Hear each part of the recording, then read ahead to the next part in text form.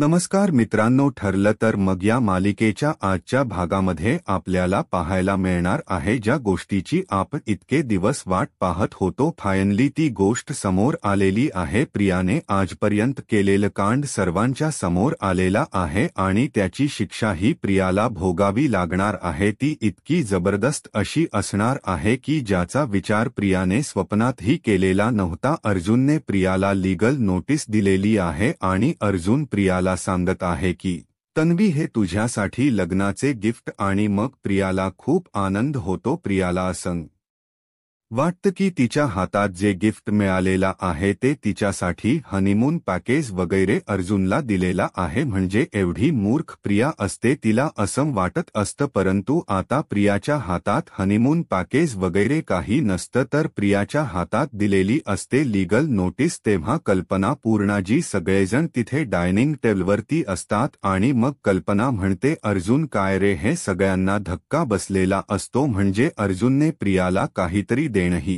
गोष्ट खूपच मोठी असते आणि अर्जुन असं काही देईल असा स्वप्नातही विचार कोणी केलेला नसतो. यामुळे सगळ्यांच्या डोक्यात असे विचार सुरू झालेले असतात, नक्की काय असेल? अर्जुनने असं नक्की काय दिले प्रियाला? हा प्रश्न सगळ्यांना पडलेला असतो. परंतु अर्जुनने प्रियाला जे दिलेलं असतं ते इतकं जबरदस्त असतं की ज्याचा विचार कोणीही करू शकत नाही. कारण काहीही झालं तरीही अर्जुनने जी गोष्ट दिलेली आहे ती मात्र इतकी भयानक आहे की प्रियाला त्याने लीगल नोटीस दिलेली आहे आणि विलासच्या खुनाच्या संदर्भात चौकशीसाठी प्रियाला लीगल नोटीस पाठवण्यात आलेली असते आणि आता प्रियाच्या पुढे कोणताही ऑप्शन नसतो आणि तिला हे सगळं करावं लागणार असतं. तिची रवानगी जेलमध्ये होणार असते ज्याचा विचार स्वप्नातही प्रियाने केलेला नसतो आणि घरातले सगळे जण हादरलेले असतात. सगळ्यांना धक्का बसलेला असतो की हे सगळं काय होतं? म्हणजे हे सगळं कशामुळे होतं हा प्रश्न सगळ्यांना पडलेला असतो. पण अर्जुनने मात्र ती लीगल नोटीस देत प्रियाच्या चेहऱ्यावरचा रंग उडवलेला आहे आणि प्रियाला कळायचं बंद झालेलं आहे. हे सगळं इतकं छान पद्धतीने घडलेलं आहे. त्यामुळे प्रेक्षकांनो,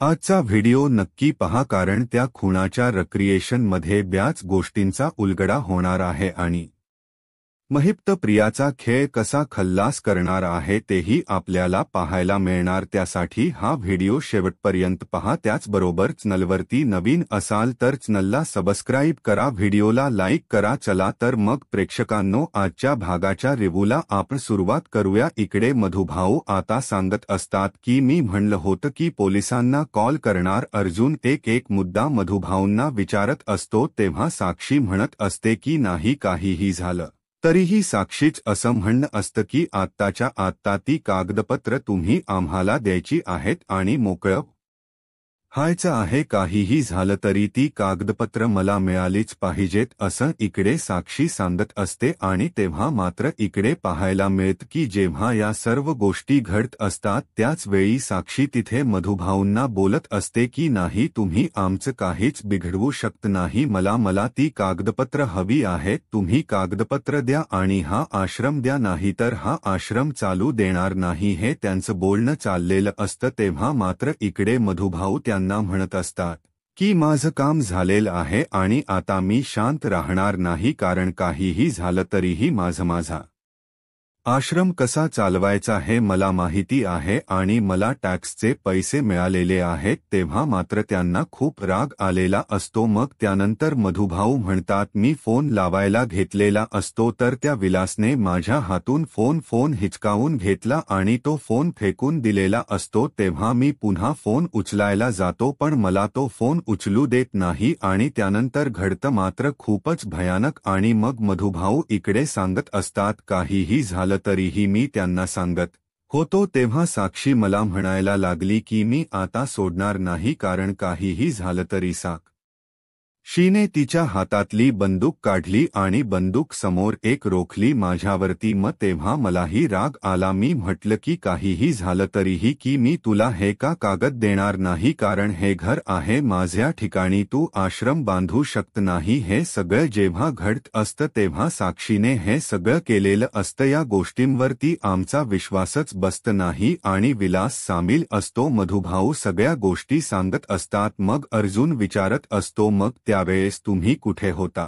नक्की कशा पद्धतीने गोष्टी घडलेल्या आहेत हे सगळं मधुभाऊंना अर्जुन विचारत असतो तेव्हा अर्जुन सांगत असतो मग त्यानंतर इथे आलो, साक्षी इथे होती. मग अर्जुन विचारतो साक्षीच्या कोणत्या हातामध्ये बंदूक होती. मग मधुभाऊ सांगत असतात की साक्षीच्या उजव्या हातामध्ये बंदूक होती आणि माझ्या डाव्या साईडला विलास होता. मधुभाऊंनी असं सांगितलेलं असतं कारण साक्षीच्या डाव्या साईडला मधुभाऊंच्या डाव्या साईडला विलास होता आणि साक्षीच्या उजव्या हातामध्ये बंदूक होती. या सर्व गोष्टी इतक्या भयानक पद्धतीने घडत होत्या आणि मग साक्षी बंदूक रोखून होती. मग मलाही राग आला. मी साक्षीला म्हणू लागलो की चालव चालव गोळी माझ्यावरती, गोळी चालव, तुला गोळी चालवायची आहे ना, माझ्यावरती बिंदास्त चालव तू, असं म्हणत मी तिला सांगू लागलो की चालव तू बिनधास्त गोळी चालव. असा हा सगळा सीन चालू होता आणि मग साक्षी माझ्यावरती बंदूक रोखत नव्हती तेव्हा विलासी म्हणत होता की आता मी सोडणार नाही. हे सगळं त्यांचं बोलणं चाललेलं होतं आणि त्यासोबतच सायली सांगत असते की सायली तिथं असते. अर्जुन सांगत असतो की बरोबर आहे ना, तुम्ही ज्या पद्धतीने सांगताय त्या पद्धतीने गोष्टी घडलेल्या आहेत. तेव्हा हे सांगत असतात की हो, अगदी त्याच पद्धतीने गोष्टी घडलेल्या आहेत ज्यावेळेस हे सगळं चालू असतं आणि तेव्हा मात्र मधुभाऊ प्रत्येक मुद्दा सांगत असतात. मग अर्जुन म्हणतो की मधुभाऊ तुम्ही इथे होता, तुमच्या डाव्या बाजूला विलास होता, तुमच्या पुढच्या साईडला साक्षी होती. मग प्रियाने जे स्टेटमेंट दिलेलं आहे त्या स्टेटमेंटनुसार प्रिया जी होती ती मागच्या बाजूला होती, म्हणजे त्या टेबलच्या मागच्या साईडला. मग अर्जुन स्वतः तिथे टेबलच्या जवळ जातो आणि तिथे लपतो. मग अर्जुन स्वतः आता टेबलच्या जवळ गेलेला आहे आणि तो तिथे लपलेला असतो. तेव्हा मात्र इकडे आपल्याला पाहायला मिळतं की अर्जुन तिथून पाहत असतो. मग हा सीन मधुभाऊ सांगत आहे त्या पद्धतीने आता रिक्रिएट केला जात आहे. मधुभाऊ सांगत असतात, विलास म्हणत असतो की आत्ताच्या आता कागद दे नाही तर गोळी चालवली जाईल. नाही मॅडमच्या आधी मीच तुला उडवून टाकेल. हे सगळं विलास बोलत असतो. हे सगळं मधुभाऊ सांगत असतात. अर्जुन तिथून पाहण्याचा प्रयत्न करत असतो पण टेबलच्या मागून त्याला काहीच दिसत नसतं. तो विचार करू लागतो कारण मधुभाऊ त्याचबरोबर तिथे असलेला विलास, साक्षी हे सगळं उभं केलेलं असतं. टेबलच्या मागून कोणी गोळी चालवली आहे हे त्या याच्यामध्ये अजिबात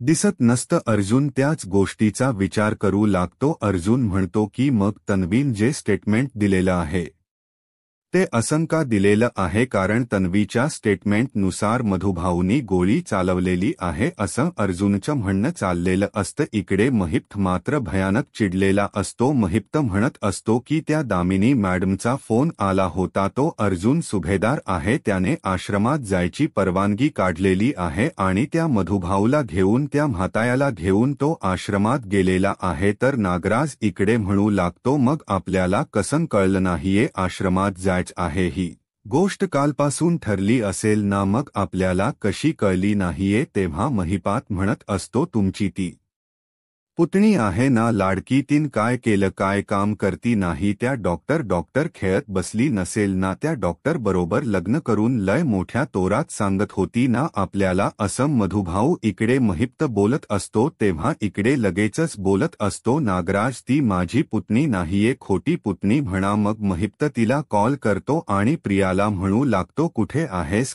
प्रिया म्हणते काही नाही, इथंच आहे मी, आता तुमच्या घराच्या जवळूनच जात आहे. तेव्हा महिप्त म्हणतो नाही डॉक्टरीन बाई, तुमचं काय चाललंय हो, तुम्ही एवढं काम करता, तुम्हाला पार्टी द्यायची आहे, तुम्ही याल का इकडे. तेव्हा प्रिया म्हणत असते की म्हणजे पार्टी नको नको, तुमची पार्टी मला मागत पडते, नकोच. आणि मग प्रिया हस्त बोलत असते एवढं छान काम करते वगैरे बोलल्यावर मग महिप्त कॉल होल्डवर ठेवतो आणि नागराजला सांगवा लागतो की देव जेव्हा अक्कल वाटत होता ना तेव्हाही त्या सायलीच्या मागे कान करत होती, त्यामुळे देवाना दिलेली अक्कल हिच्यामध्ये आलीच नाहीये. हे जेव्हा महिप्त बोलत असतो तेव्हा नागराज पण हसत असतो. प्रियाला आठवते यांची पार्टी म्हणजे आपल्याला मागत पडणार आहे. प्रिया म्हणू लागते की नाही नको मला तुमची पार्टी मी येते पण पार्टी नको असं प्रियाच बोलणं चाललेल असत. इकडे मधुभाऊ ज्या पद्धतीने सांगत आहेत अर्जुन त्या कोप्यात तिथ टेबलच्या माग लपलेला आहे तिथून अर्जुनला काय दिसतंय का ते सगळं तो पाहत आहे आणि अर्जुन धाडकन उठतो आणि म्हणतो की नाही काहीही झालं तरीही आत्ता जे घडत आहे ते खूपच विचित्र चित्र पद्धतीने घडत आहे आणि त्यामुळे अर्जुनच असं म्हणणं असतं की जे घडलेलं आहे त्यामुळे मला असं जाणवत की हे जे प्रियाने आपल्याला स्टेटमेंट दिलेला आहे ते प्रियाने स्टेटमेंट दिलेलं चुकीचं आहे असं अर्जुनच म्हणणं असतं कारण प्रियाने जे स्टेटमेंट दिलेलं आहे प्रियाच्या स्टेटमेंटनुसार इथे मधुभाऊ जे आहेत आणि ज्यांनी गोळी चालवली असं प्रियाचं म्हणणं आहे पण प्रियाच्या स्टेटमेंटनुसार असं काहीच झालेलं नाही असं अर्जुनचं म्हणणं आहे आणि अर्जुन ही गोष्ट स्पष्टपणे सांगत आहे. अर्जुनच म्हणणं आहे की इथून मला काहीही दिसत नाही मूर्ख प्रिया आहे तिला महिपने आता बोलावलेलं असतं आणि प्रिया ही जायला निघालेली असते. प्रिया निघालेली आहे महिपने तिला बोलावलेला आहे या आनंदात ती निघालेली असते परंतु तिच्या डोक्यात येत नाही की तिथे गेल्यावर आपला ब्र कसा वाजणार आहे या गोष्टीची कल्पनाही तिला नसते. त्यानंतर आपल्याला पाहायला मिळत की इकडे नागराज आणि याचबरोबर महिप्त वाट बघत बसलेले असतात. महिप्तला मात्र जाम राग आलेला असतो. प्रिया जे काही कारण करत आहे त्यामुळे इकडे महिप्त वैतागलेला असतो कारण प्रियाने आजपर्यंत एकही काम व्यवस्थित केलेलं नाहीये फक्त खायच्या कामाचे आहे असं महिप्तच म्हणणं असतं. महिप्त म्हणत असतो की आज तिला संपूनच टाकत असतो. त्यानंतर इकडे आपल्याला पाहायला मिळतं की मधुभाऊ सांगत असतात मग अर्जुन म्हणतो की इथे जी प्रिया उभी आहे तिथून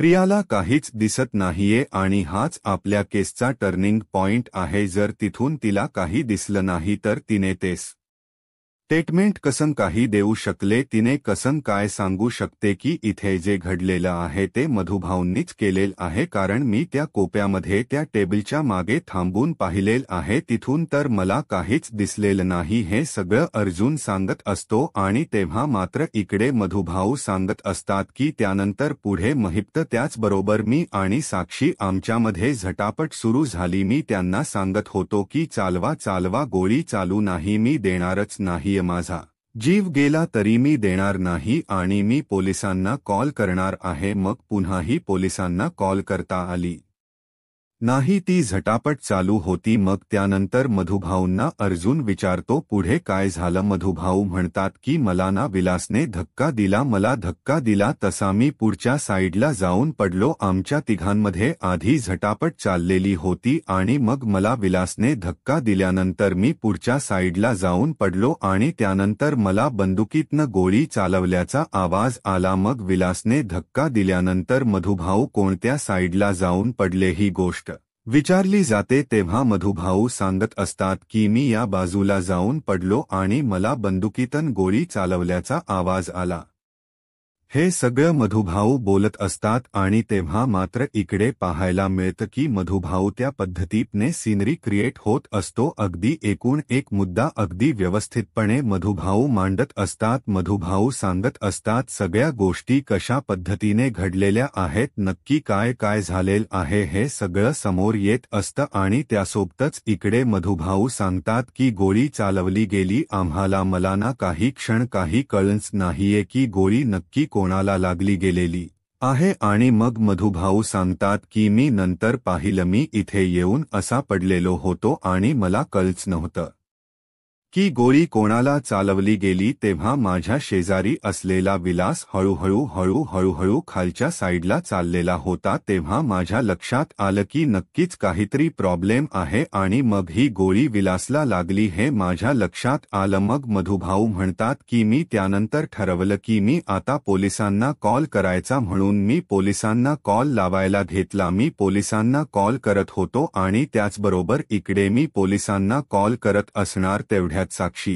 माझ्यासमोर आली आणि साक्षी म्हणून मला हात जोडून हात पाय जो हात जोडू लागली म्हणू लागते की नाही, तुम्ही हा कॉल करू नका असं मला साक्षीने सांगितलं आणि त्यानंतर इकडे अर्जुन विचारतो, चैतन्य सगळं व्यवस्थित रेकॉर्ड होते ना? एकूण एक मुद्दा महत्वाचा आहे, सगळ्या गोष्टी छान पद्धतीने झाल्या पाहिजेत. तेव्हा चैतन्य सांगतो की हो अर्जुन, प्रत्येक मुद्दा रेकॉर्ड होतोय. त्यानंतर मधुभाऊ सांगत असतात की मी एवढा हादरलो होतो की मला कळायचंच बंद झालेलं होतं. मला समजतच नव्हतं की नक्की काय घडतंय, कशा पद्धतीने गोष्टी घडतायत. अर्जुन म्हणतो, मग साक्षीचे एक्सप्रेशन काय होते? म्हणजे तिने जाणून बुजून गोळी चालवली आहे का काय?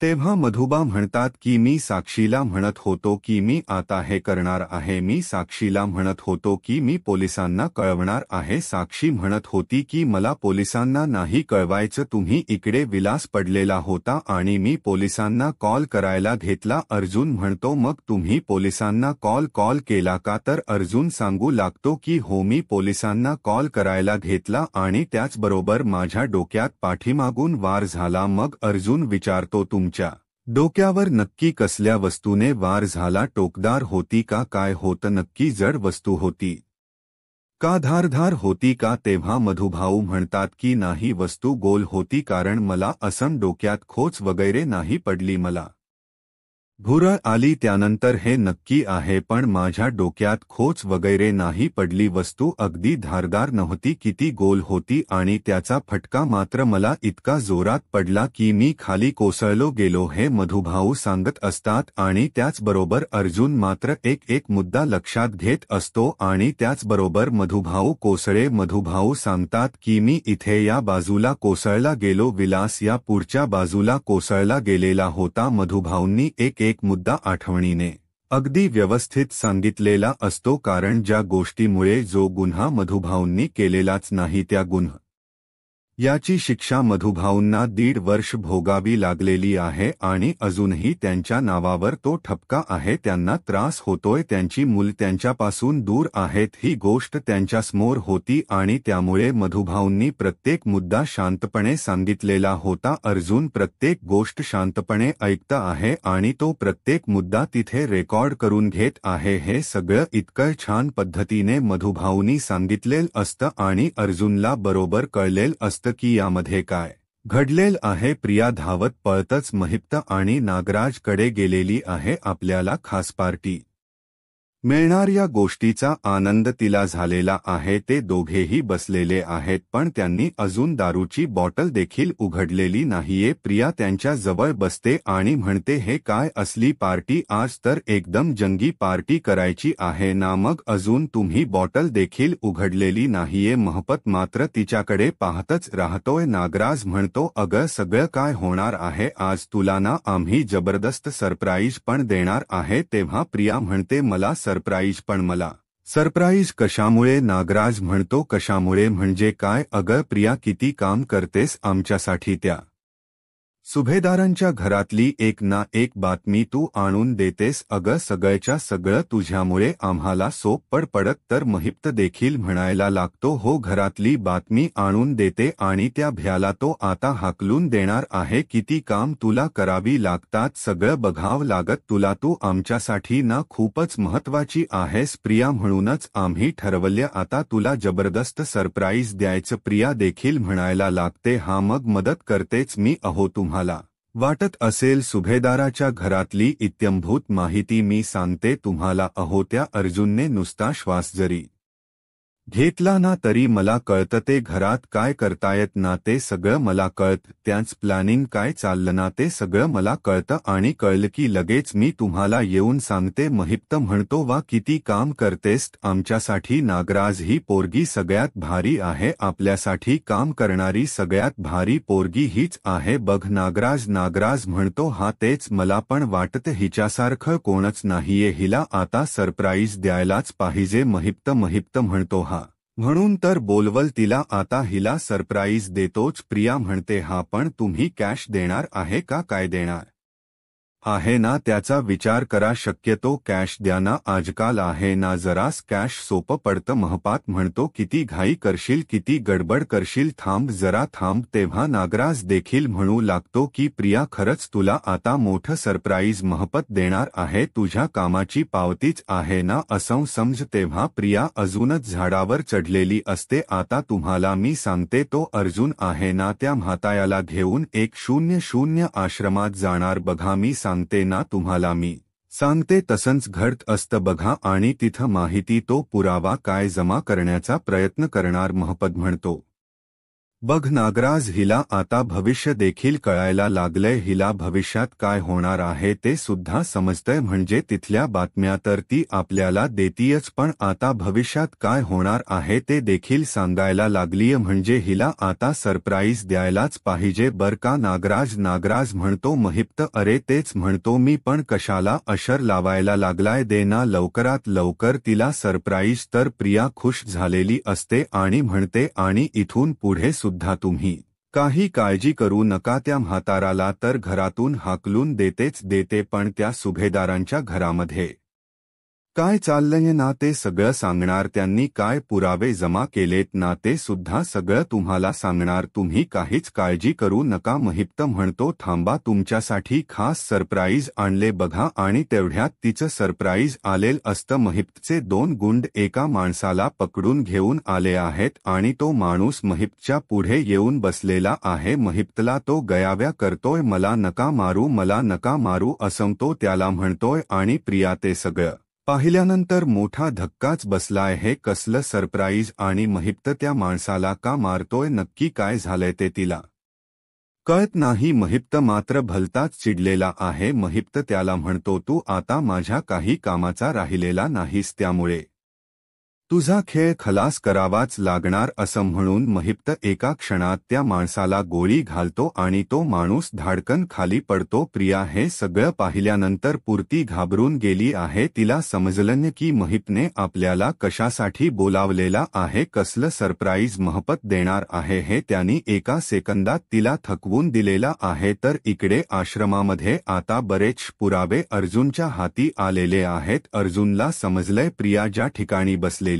होती त्या ठिकाणून तिला काहीच दिसत नव्हतं. तरी देखील प्रियाने खोट स्टेटमेंट कोर्टामध्ये दिलेलं आहे आणि या स्टेटमेंटमुळे प्रिया किती अडचणीत येणार आहे हे तिला माहिती नाहीये, कारण ती ज्या जागेवर होती तिथून काहीच दिसत नव्हतं. अशा प्रकारे आता अर्जुनच्या हाती एक मोठा पुरावा लागलेला आहे. त्याचबरोबर अर्जुनने एक गोष्ट अजून विचारली आहे की तुम्ही जेव्हा विलासची झटापट केली तेव्हा त्याला काय लागलेल होत का. तेव्हा मधुभाऊ सांगतात की त्याला काहीच लागलेल नव्हतं. त्याचबरोबर चैतन्य देखील अर्जुनला सांगतो मेडिकल रिपोर्ट पण तसेच आहेत. मेडिकल रिपोर्टमध्ये विलासला इतरत्र कुठेही लागलेल नाहीये, त्याला फक्त गोळी लागलेली आहे एवढाच एक रिपोर्ट आहे. तेव्हा अर्जुन म्हणतो याचा अर्थ यांनी त्याला काहीच मारलेलं नाहीये. जरी प्रिया सांगत होती की या दोघांमध्ये झटापट झालेली होती तरी झटापटीमध्ये विलासला मधुभाऊंनी काहीच मारलेलं नाही हे देखील आपल्याला आता व्यवस्थितपणे सिद्ध करता येऊ शकतं. पण प्रियान जो मोठा घोळ घालून ठेवलेला आहे त्याची शिक्षा आता प्रियालाच होणार आहे. हे सर्व बोलत असतात तेवढ्यात पोलीस म्हणजेच इन्स्पेक्टर त्यांच्या जवळ येतात आणि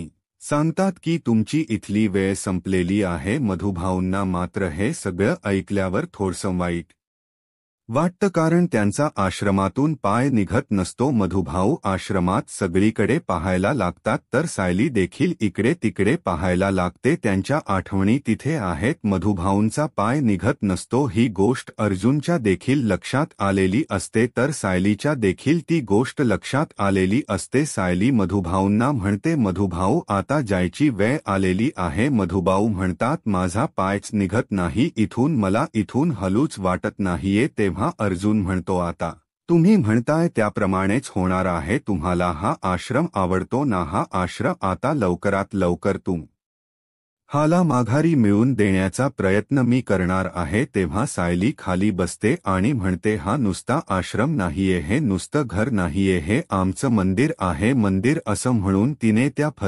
फरशीवरच हात करून स्वतःच्या डोक्याला लावते आणि त्या फरशीच्या ती पाया पडते. तर इकडे प्रियाला मात्र चांगलाच धक्का बसलाय. महिप्तन खतरनाक सरप्राईज प्रियाला दिल्य. प्रियाला तो म्हणतो, याला का मारला माहिती, कारण हा खब्या होता आणि हा कसलीच खबर मला देत नव्हता, संपून टाकला. आता लक्षात ठेव, तुला काय करायचं ते प्रियाला कळलं. महिप्त काय सांगतोय ते प्रिया म्हणते, तुम्ही काही सुद्धा काळजी करू नका, तुम्हाला सगळी माहिती मी देणार आहे. महिप्त म्हणतो, कधी देणार? तुला माहिती आहे अर्जुन आत्ता आश्रमात गेलेला आहे, तुला काय वाटलं फक्त तूच आम्हाला सांगू शकते, आम्हाला काहीच कळणार नाही. आणि तो म्हातारा देखील अजूनही तिथेच राहतोय, तुझ्याकडून काहीच काम होत नाहीये. प्रिया अर्जुन तेव्हाच नागराज म्हणतो, मग आता काय करणार? नागराज काय करणार? महपत हिला पण संपवणार की काय? तर इकडे आता अर्जुन, सायली, चैतन्य आणि मधुभाऊ घरी चाललेले असतात. ते गाडीत बसलेले असतात आणि त्यावेळेस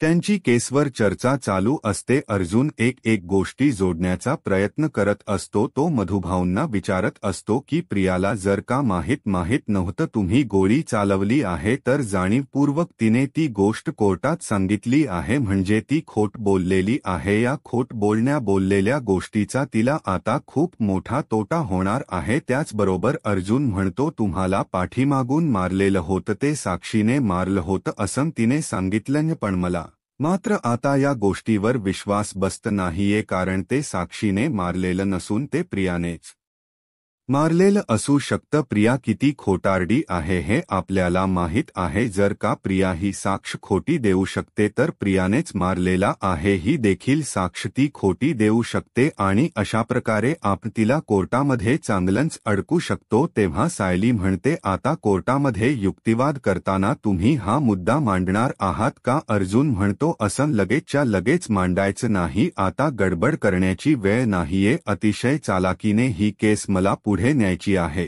आणि बरोबर प्रियाला यामध्ये अडकवायचं, कारण आत्ता जर का गडबड केली तर आपले काही पुरावे ते आपल्याच विरोधात वापरू शकतात. त्यामुळे आपल्याला अतिशय चालाकीने काम करावं लागणार आहे, कारण दामिनी देशमुख सुद्धा किती हुशार आहे ते सगळं आपल्याला माहीत आहे. त्यामुळे आपण एक धागा अतिशय व्यवस्थितपणे खोलणार आहोत. मधुभाऊंच्या देखील लक्षात आलेल असतं. मधुभाऊ म्हणतात, मला पण असं वाटते की मला त्या प्रियानेच मारलेला असणार आहे. त्याचबरोबर अर्जुन म्हणतो, मधुभाऊ, तुम्हाला ज्या वस्तूने मारलेलं होतं त्या वस्तूवर फक्त एकाच व्यक्तीचे निशाण होते असं झालं, याचा अर्थ बाकीचे निशाण पुसून टाकलेले आहेत असं देखील होऊ शकतं. म्हणजे प्रिया खरोखरच खोट बोलतीय ही गोष्ट आता अर्जुनच्या चांगलीच लक्षात आलेली आहे आणि त्याबद्दल तो तिला शिक्षा ठोठावणारच आहे. आता इकडे प्रिया मात्र पुरती घाबरली आहे, कारण महिपने एका माणसाला संपवलंय, कारण तो खबरी देत नव्हता म्हणून, आणि आता तो प्रियाकडे आलेला आहे. प्रिया बघतीय त्याच्या हातामध्ये रिव्हॉल्वर आहे आणि चिडलेला महिप एका क्षणात आपल्याला देखील गोळी घालू शकतो हे तिला समजलंय. प्रिया अक्षरशः गयाव्या करायला लागली आहे. मग मी तुम्हाला सगळ्या माहिती सगळं सांगते असं म्हणून ते अक्षरशः हात जोडायला लागली.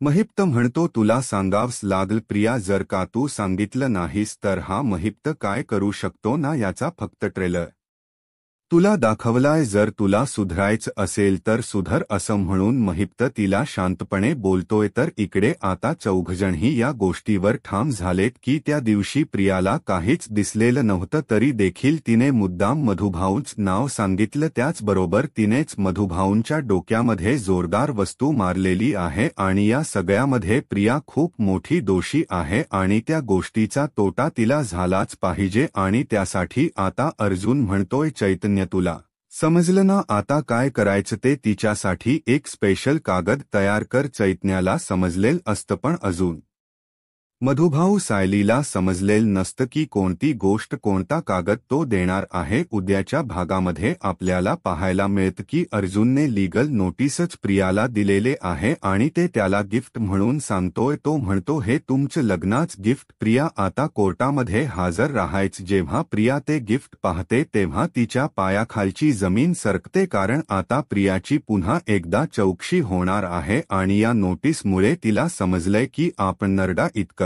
गाढलं जाणार आहे, कारण अर्जुन आता आपल्याला सोडणार नाहीये. तो आश्रमातून जाऊन आलाय आणि यावेळेस त्याने आपल्या विरोधात पुराव्या आणल्या असणार आहेत. ही गोष्ट आता तिच्या चांगलीच लक्षात आलेले आहे आणि अर्जुनने देखील तिला सांगितलं की आता आपण कोर्टात भेटू आणि कोर्टातच बोलू. अशाच मालिकेच्या अपडेटसाठी आत्ताच माझा महाराष्ट्र या यूट्यूब चॅनलला सबस्क्राईब करा. धन्यवाद.